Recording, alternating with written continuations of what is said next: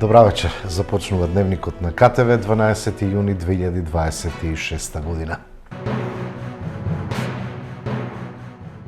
Општина Кавадарци ја започна редовната дератизација против глодари. Во текот на акцијата се опфатени повеќе од 1000 шахти од фекалната канализацијска мрежа, каде што се поставуваат мамци за контрола и намалување на популацијата на глодари.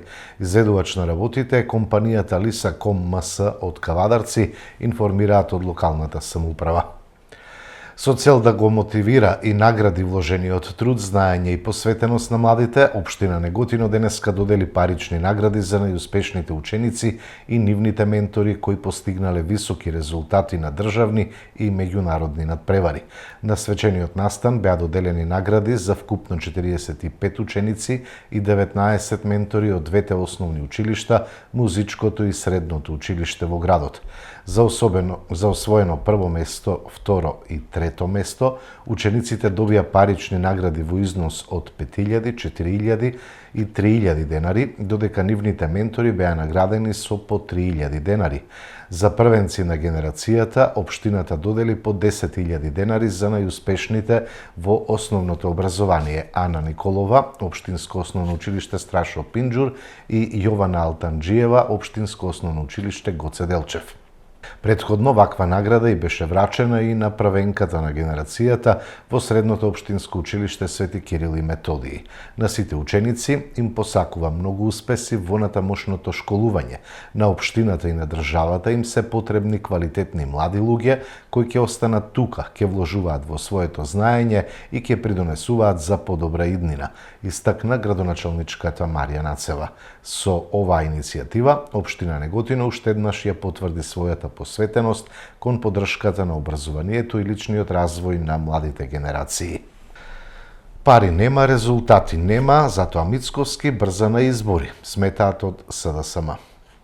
Значи, ако некој политичар досега во историјата на независна Македонија знаел да се демантира себе си, тој е токму Христијан Мицковски. Откако со месеци тврдеше дека нема да има превремени избори, вчера го слушнавме дека не само што ќе има вонени избори, туку ќе бидат многу скоро. Ова е уште еден доказ дека зборот на Мицковски не важи ништо, ама баш ништо. Доказ дека се едноставно кај него е лага. Сакам да порачам уште на самиот почеток од име на СДСМ дека ние нема да бидеме алиби за распишување на предвремени парламентарни избори, тоа мора отворено да го кажеме на сите граѓани. Сега да ми објасниме на граѓаните накратко кои се вистинските причини зошто Мицковски ита кон вонени избори. Сака да распише избори за да ја скрие состојбата реална, тоа е дека имаме испразнет буџет, дека имаме испразнета државна каса, која што се разбира испразнија преку грабежи на тендерите. Но и неисполнетите ветувања, и кои што се разбира оние што најмногу ги погаѓаат граѓаните, се тоа што расте сиромаштијата и што всушност во нашата држава имаме катастрофална економска состојба. Сакам да бидам уште појасен. Вистината е многу јасна. Кога нема пари и кога нема резултати, има вонени избори. Тоа е суштината. После 2 години власт на Мицковски, Македонија се соочува со крајно сериозни економски проблеми. Граѓаните живеат се полошо, стандардот животен е се полошо. Во секоја област буквално е полошо. Животот станува се поскап, сиромаштијата е зголемена за цели 22%. Странските инвестиции се намалени за неверојатни 60%, економијата тоне. Земјоделците се оставени сами на себе, откупот е намален за 46%, субвенциите се намалени за 40 милиони евра. Младите масово не напуштаат државата затоа што едноставно не гледат перспектива во Македонија. Поддршката за владата опаѓа, граѓаните секојдневно ги чувствуваат последици од нејзините неуспеси, а разочарувањето расте и расте. Едноставно, колку повеќе растат цените, толку повеќе паѓа рейтингот на Груевски, односно на Мицковски, односно на нив двајца, затоа што заедно работат. Со уставните измени се отвора Пандорината кутија, а тоа им одговара само на Бугарија и на Филипче, рече на денешната пресконференција Бране Петрушевски од ВМРО ДПМН. Со уставните измени се отвора Пандорината кутија, а тоа им одговара само на Бугарија и на Филипче. Капитулантскиот договор, кој го потпиша власта на ЕСДС, кој е лош за Македонија, а добар за Бугарија, е доказ за починетата дипломатија која ја водеа неуспешните и корумпирани политичари од минатата власт на ЕСДС и ДУИ. Првиот чекор се уставните измени, а потоа би следеле национални и идентитетски отстапки, редефинирање на историјата и негирање на јазикот. Сето ова за Филипче е прифатливо без доза на размислување. Поради своите криминали потпишуваа погубни државни договори само за да останат ден повеќе на власт. И додека над 80% од граѓаните даваат подршка на меѓународната политика на ВМРО ДПМН, специјалниот бугарски пратеник Венко Филипче промовира наредби од Радев кои се косат со македонските интереси. Поради ваквото однесување, ЕСДС уште повеќе ја губи поддршката од граѓаните. Народот веќе еднаш ги казни, сега ќе ги докрајчи. До вистинска правда преку нов закон, ветинг за функционери и конфискација на нелегален имот, порака од денешната пресконференција на СДСМ. Вистина е дека денеска корупцијата е во секоја пора од општеството, а правдата селективна и заробена од корумпираната власт. Вистина е дека наместо независно судство има партиска контрола и јавно диктирање како треба да постапуваат обвинителите од собраниска говорница, телевизија или по телефон. Вистина е дека граѓаните не веруваат во правосудниот систем, затоа што систем нема. Затоа борбата против корупцијата е во срцето на нашата програма Твоја држава, твоја шанса. Нов антикорупцијски закон, посебно независно тело за борба против корупцијата, дигитални механизми за следење на јавните пари се првите чекори. Воведуваме ветинг за сите избрани и именувани функционери од 90-тите до денеска. Секој функционер ќе мора да објасни од каде му е имотот и како го стекнал. Посебна мерка – итна конфискација на нелегално стекнатото богатство.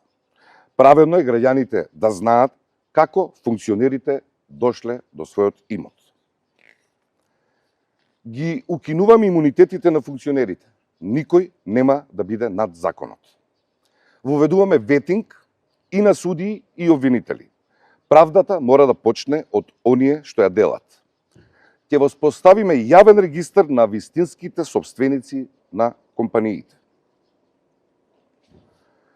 Ќе воспоставиме директна и оперативна соработка со Европското јавно обвинителство за заштита на јавните средства и откривање на корупцијата на највисоко ниво. Праведно е секоја пријава за корупција да биде истражена. Затоа предвидуваме строги механизми за автоматска проверка и институционален надзор над случаите на корупција и злоупотреба на службената положба. Ова се праведни решенија за безкомпромисна борба против корупцијата. Ова се решенија за државата во која законот важи подеднакво за сите. Држава во која честноста се наградува, а криминалот казнува. Само на овој начин довербата на граѓаните во системот може постепено да се врати. Затоа што правдата не е привилегија, таа е право на секој граѓанин. Твоја држава, твоја шанса. Континуирано ја намалуваме невработеноста преку креирање корисни политики за пазарот на труд, порача од владеачката ВМРО ДПМН. ВМРО ДПМН активно работи на намалување на невработеноста во земјава, а еден од нашите главни приоритети е и отварање на нови работни места. Посветено работиме на стимулирање на младите преку обуки, практиканства и креирање на нови можности за вработување. Покажуваме дека како влада се грижиме за граѓаните, имајќи предвид дека средствата за оперативниот план за вработување во 2025 година беа зголемени за 7,4 милиони евра во споредба со 2024 година. Во рамките на оперативниот план за вработување за 2025 година за прв пат беа воведени таргетирани мерки за младите, особено програмата за самовработување со грант. Во овие мерки беа вклучени над 2600 лица, од кои што речиси 1500 беа млади до 29 години. Мерката беше успешно реализирана, при што беа отворени речиси 2200 нови правни субјекти. Продолжувајќи со иста посветеност, оперативниот план за вработување за 2026 година предвидува опфат од над 10.000 лица и е во вредност од речиси 40 милиони евра. За таа цел, предвидени се повеќе од 32 милиони евра директно наменети за мерки за вработување, при што младите повторно се во фокусот. Најголем дел од средствата се насочени кон лица до 29 години. Оперативниот план за 2026 година предвидува вклучување на речиси 6.000 млади лица до 29 години. Дополнително предвидена и стимулација за вработување на младите во производните капацитети, каде што за околу 3500 млади лица до 23 години е обезбеден младински додаток од 3000 денари. Воедно се предвидуваат и обуки, практиканства и мерки за унапредување на вештините и квалификациите со цел полесна интеграција на пазарот на труд. Преку мерката самовработување предприемништво се очекува отварање на над 2000 нови работни места, додека со мерката поддршка за креирање нови работни места ќе се поддржи вработување на над 1500 лица. Со овие две мерки ќе бидат опфатени повеќе од 3500 лица. Владата предводена од ВМРО ДПМН активно работи на справување со предизвикот на невработеноста, преку поддршка за самовработување, отварање на нови бизниси, практиканства и обуки. Владата настојува да им овозможи на младите полесно да стекнат прво работно искуство, да останат во земјата и да создаваат сопствена економска сигурност. Целта е да се создаде поактивен пазар на труд, да се поттикне предприемништвото и да се обезбедат подобри можности за граѓаните да ја градат својата иднина дома. Власта ги уништува малите земјоделци за да ги помогне големите, велат од левица. Значи, таа ситуација која што сте ја затекнале, за 2 години ја унапредивте и надградивте. Очигледно. Само 2 примери се доволни. За по грло говедо намалувате од 12.000 на 8.000, за тутун од 100 денари на 80 денари и така натаму и така натаму. Кој ви е методот? Ги зголемувате праговите и критериумите. Пример, овошни лозови насади до сега да се квалификуваш за субвенција било 0,2 хектари, сега е 0,5 хектари. Понатаму за жито, житни насади качувате на 0,7 хектари. Сточарство, минимум за субвенции сега се 3 крави, 30 кози, 30 пчелни семејства да имаш. Со 29 пчелни семејства, со 29 кози, сега тоа семејство нема да добие субвенции. Зошто? Одговорот е, јас ќе оставам во наводници, да се поддржат, вика, поголемите земјоделски стопанства. И ние ќе се вратиме на оваа реченица. Значи, што всушност, кој ќе биде нето ефектот од овие ваши потези? Прво, според мене, едно го полните буџетот, тоест не го полните буџетот, туку затварате дупки, и тоа затварате дупки во буџетот на грбот на индивидуалниот земјоделец. 2 години сте на власт, ја не знам колку милиарди евра се задолжите и вие и 2 години, после не знам колку милиарди евра кредити, вие не знаете, не можете да го, очигледно, не сте способни да го менаџирате македонскиот буџет. И сега теретот, дел од теретот, затоа што кратите на сите страни, кратите и кај студентите, кратите во здравство, кратите образование, значи кратите сите социјални ставки ги кратите и дополнително тука кај земјоделците, делот, товарот да се излезе од таа криза што вие не можете едноставно да го изменаџирате македонскиот буџет, сега го префрлувате на грбот на индивидуалниот земјоделец. И второ, многу битно што вие всушност тука правите, а тоа е окрупнувате, тоест монополизирате. Тоа е таа тенденција фактички да останат само крупните земјоделци кои што се блиски до власт. Значи блиски до вас. Додека малиот земјоделец фактички да пропадне. И да му останат две опции. Едната опција му е сега наместо да биде производител, да биде наемен работник. Кај газдата кој што е близок до вас, кој што сега ќе му ја земе работата, иако тоа се луѓе со генерации кои што произведуваат храна од турско, практично, сега ќе мора да биде наемен работник за плата, да биде уценет за некоја минимална плата или едноставно му пукне филмот и да се исели. Тоа ќе биде нето ефектот од вашите методи кои што ќе користите. И сега, у суштина, тоа е сршта на вашата политика.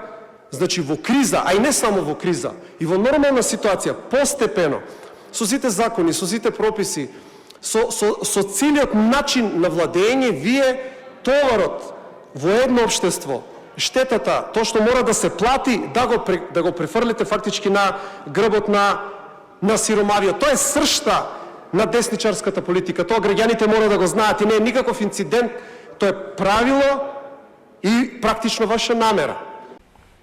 Ниту една интерпелација и напад од СДС нема да ме поколеба да ги испорачам реформите што ги ветив на земјоделците, порача министерот за земјоделство Цветан Трипуновски на вчерашната седница на која на дневен ред беше интерпелацијата што ја поднесоа од СДСМ.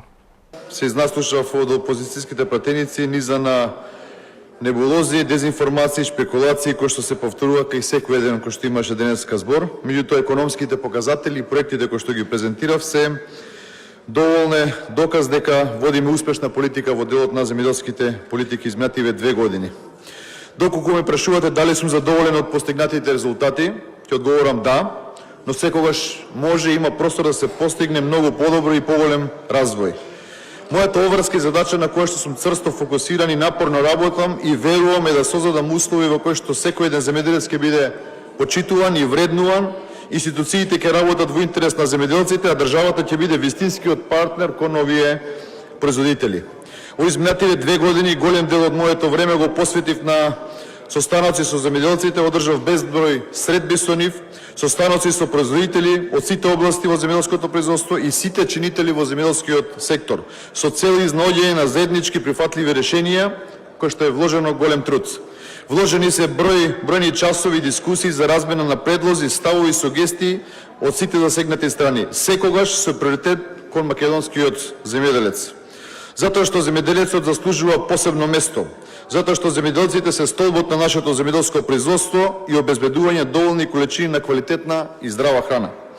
Затоа оваа интерпелација, почитувани пратеници и почитувани граѓани, на било кој начин, ниту со напад, ниту со навреда нема да ме поколеба, ниту да ме одврати од мојата намера да продолжам да работам упорно и да ги реализирам реформите на кои што сме ги ветиле пред македонските граѓани и македонските земјоделци. Затоа продолжуваме со реализација на проектот модернизација во земјоделскиот сектор. Продолжуваме со инвестиции во системите за наводнување, носење на клучни закони, Законот за земјоделско и рурален развој, Закон за земјоделско земјиште, Закон за уредување на пазарите и многу други закони кои што ќе значат системско решавање на сите наталожени проблеми. На крајот дозволете ми да упатаме на порака до македонските земјоделци. Вие сте луѓе кои што со својот труд и работа ја храните нашата држава. Знам дека патот не е лесен, се соочуваме со предизвици, неизвестност, но нема откажување. Секој посеено семе, секоја обработена нива и секој собран род се доказ за вашата жртва и посветеност. Сакам да знаете дека не сте сами, вашата работа се цени и како министер ќе продолжам да сум вашиот единствен партнер, да ги слушам вашите барања за подобри услови и заеднички да работиме кон модерно и поконкурентно земјоделско производство. На крај, купувајте македонски земјоделски производи. Нов клинички центар е само уште една лага на Мицковски и поигрување со народот, оценуваат од опозиционата СДСМ. Уште една од низата лаги на Христијан Мицковски денеска се распаѓа пред очите на јавноста. Најболниот пример е токму новиот клинички центар, кој не се изгради единствено поради блокадите на ВМРО и Христијан Мицковски. Во 2021 година ВМРО поднесе над 2000 амандмани за да ја закочи изградбата на новиот клинички центар. До каде беа подготвени да одат кога беа во опозиција. Дотаму што рушеа проект кој требаше да лечи луѓе и да спасува животи. Дотаму што политичките интереси ги ставија пред здравјето на граѓаните. Секое семејство кое чекало преглед, секој пациент кој барал лекување, секој родител кој стравувал за здравјето на сопственото дете, ја плаќа цената поради Мицковски и ВМРО ДПМН. И сега истиот тој Мицковски повторно ветува нов клинички центар, но граѓаните веќе знаат, кога Мицковски ветува, следува нова лага. Лага врз лага. Прво, локацијата што ја најавува е целосно несоодветна за изградба на толку голем и комплексен здравствен објект. Дополнително, во непосредна близина на овој потек, веќе се планирани други крупни инфраструктурни зафати, меѓу кои и новата зграда на АНБ на државно земјиште. Тоа значи дека просторот не може да издржи толку обемни инфраструктурни објекти. Стручната јавност одамна укажува дека најсоодветна и најфункционална локација за нов клинички центар е Ѓорче Петров. Второ, се поставува сериозно прашање: по кој закон, во каква постапка и врз основа на каква одлука владата директно преговара со приватните сопственици за отстапување земјишта? Тоа во многу мириса на корупција, мириса на договори зад затворени врати. Мириса на уште една голема измама на граѓаните заради бизнис интересите на власта. Но вистината секогаш излегува на виделина. Клинички центар, клиничка болница, фотоволтаици, милијарда евра инвестиции, повисоки субвенции, повисоки плати, поевтин живот, поништување на преспанскиот договор, враќање на името, сега предвремени избори. Се ова се покажа како лага. Со лаги дојдоа на власт, со лаги владеат. Нема резултати, има само лажни ветувања. Се ова поради изборите. Затоа, сега, најавува железница, 10 милијарди евра инвестиции, инфраструктурни проекти, нов клинички центар, енергетски проекти. Се тоа невозможни мисии ставени во служба на замајување на јавноста и фрлање прашина во очите на граѓаните пред изборите.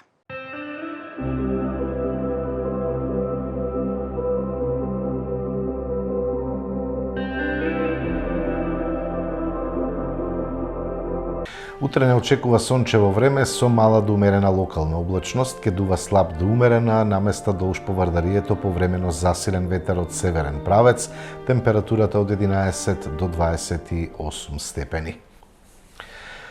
Тоа беа содржините во вестите, ви благодарам за довербата и вниманието, ви посакувам секое добро.